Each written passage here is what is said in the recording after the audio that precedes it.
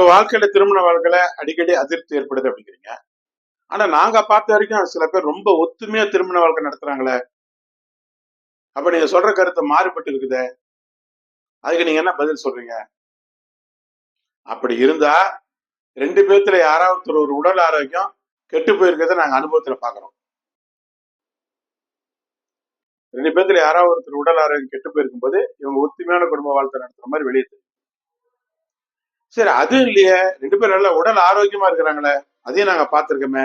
ஒத்துமையா இருக்காங்க, உடல் ஆரோக்கியமா இருக்கிறாங்களே.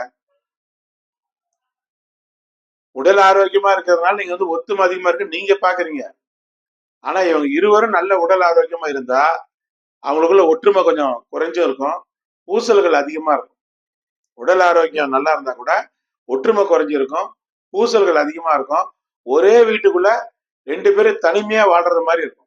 ஆமா, நிறைய பேர் வாழ்க்கையில ஏற்படும். 2 பேருமே உடல் ஆரோக்கியமா இருக்கிறாங்கன்னா அவங்க இப்படிதான் இருப்பாங்க. அது ஒண்ணும் தப்பு இல்லை, ஆரோக்கியமா இருந்தா போதும். கொஞ்சம் ஒற்றுமை குறைஞ்சிருக்கும், பூசல்கள் இருக்கும். ஒரே வீட்டுக்குள்ள 2 பேரும் தனிமையா வாழ்றது இருக்கும். அதனால இவங்க மெயினா என்ன பண்ணணும், இவங்க ஒற்றுமையாவும் இருக்கணும், உடல் ஆரோக்கியமா இருக்கணும். அப்படின்னு என்ன செய்யணும்? கரெக்டா உடற்பயிற்சி யோகா பண்ணி உடல் ஆரோக்கியத்தை காப்பாத்திக்கணும். அடக்கி ஆள குணம் கொடுத்த தன்னிச்சையா செயல்படுற குணத்தை கலந்து ஆலோசிக்காம செய்யற குணத்தை இவங்க தவிர்த்துக்கணும். இவ்வளவுதான் சிம்பிள். இதை பண்ணிட்டாங்கன்னா மேச ராசி லக்னத்துக்கான வாழ்க்கை மிக மிக சிறப்பா இருக்கும்.